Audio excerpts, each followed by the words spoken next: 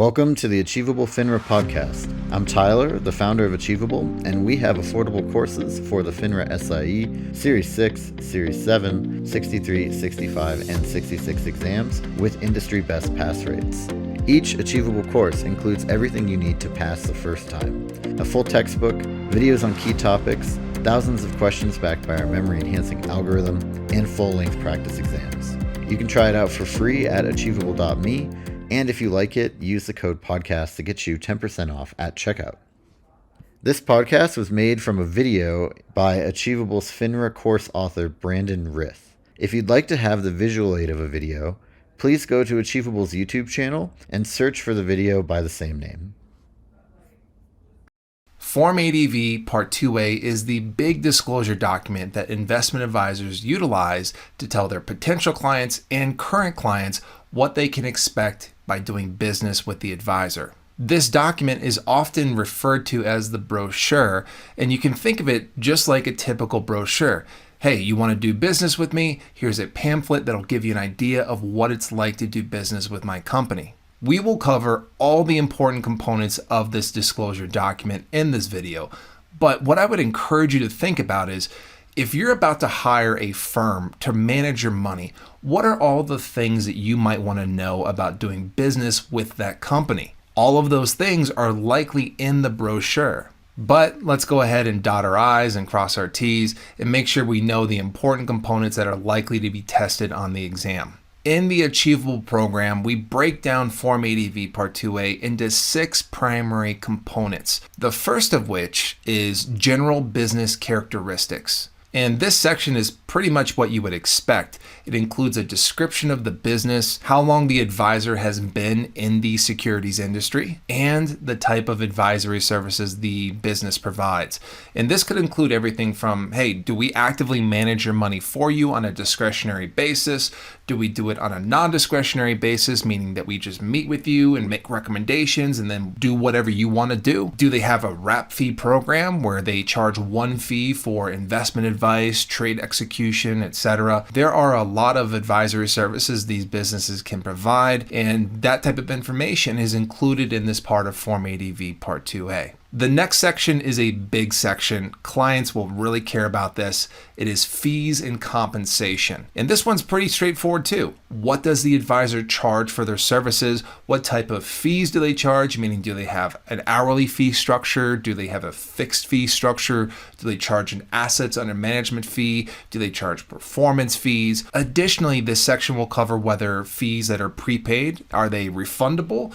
Are they negotiable? And whether or not the advisor is paid by a third party in any way, shape, or form. That could be something like, hey, I'm your advisor and I give you investment advice on what you should do in your portfolio.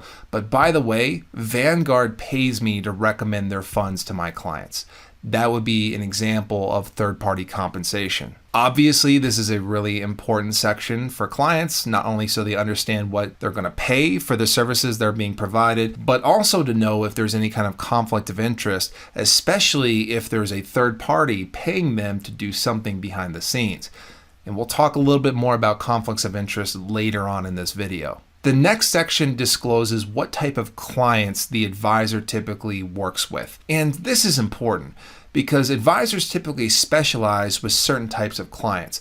For example, an investment advisor giving advice primarily to large institutions like insurance companies or hedge funds, something along those lines, that type of advisor might not be the best for, say, an individual that maybe doesn't have a ton of money to invest into the market and is just getting started. Also included in this section is whether or not there are any prerequisites to work with the advisor. For example, in order to hire this advisor, you have to have $500,000 to invest. Otherwise, you just have to go somewhere else for investment advice. Some advisors have those requirements, some don't, but it's important for clients to be aware of them if they do exist. The next section is investment philosophy.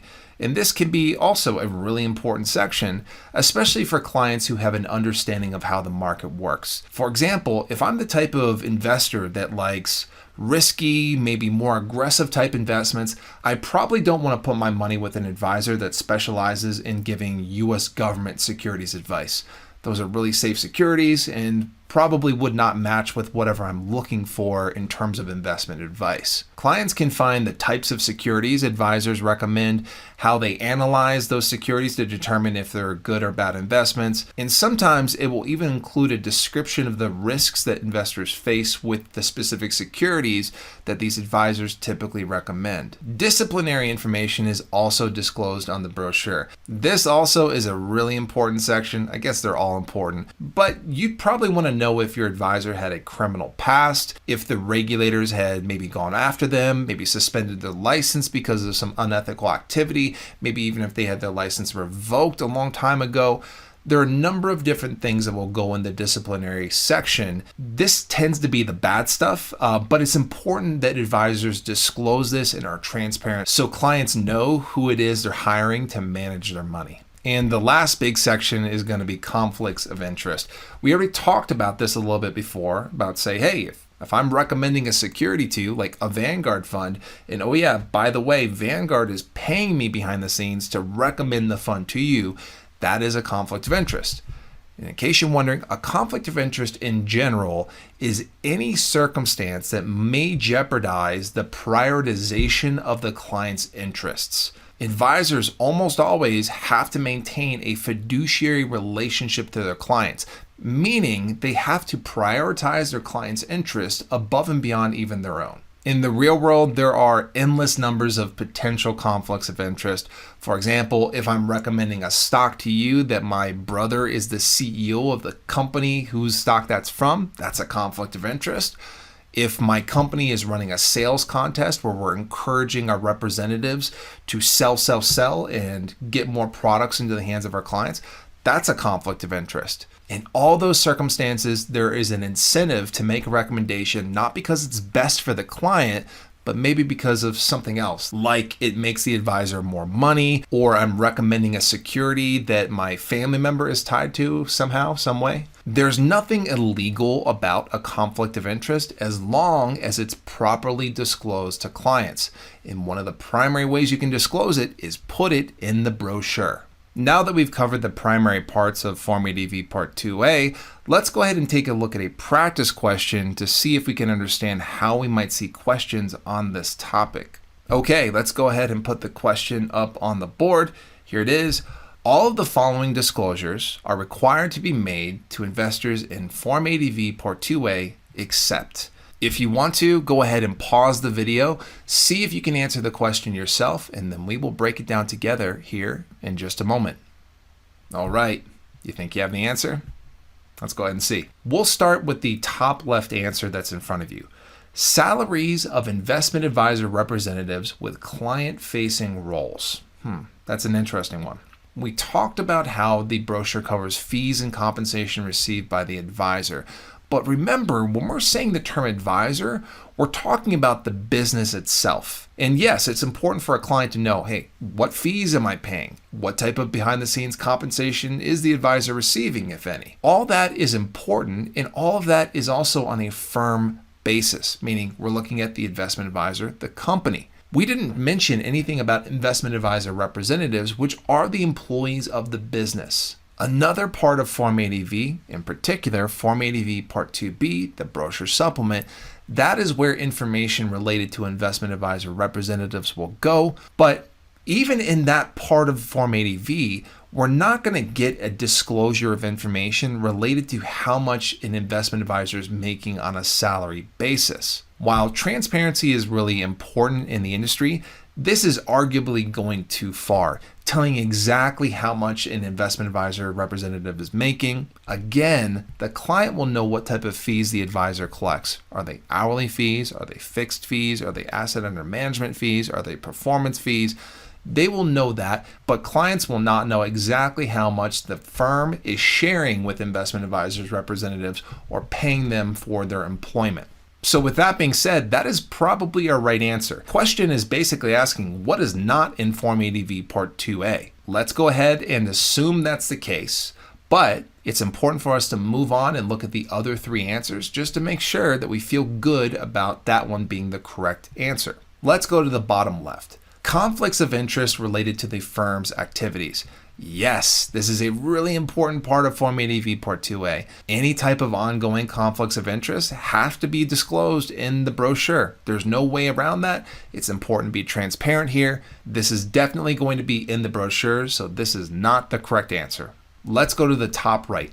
Investment philosophy of the firm. Yes, we talked about this. It's important for clients to know what type of advisor they're hiring. What's their philosophy when it comes to investing? Are they a little bit more aggressive? Are they a little bit more conservative? What type of financial products do they typically recommend? Do they specialize in anything? How do they view the market? How do they view investing? There's a lot to unpack here, and this is definitely disclosed in the brochure. So this is not going to be the right answer. We'll mark that one as wrong. And the last one. The typical type of client handled. Yes, this is also disclosed. Does the advisor typically handle large institutional clients? Do they handle wealthier clients? Do they handle smaller individual clients that maybe don't have a ton to invest? This is disclosed in the brochure so that clients know what type of advisor they're dealing with.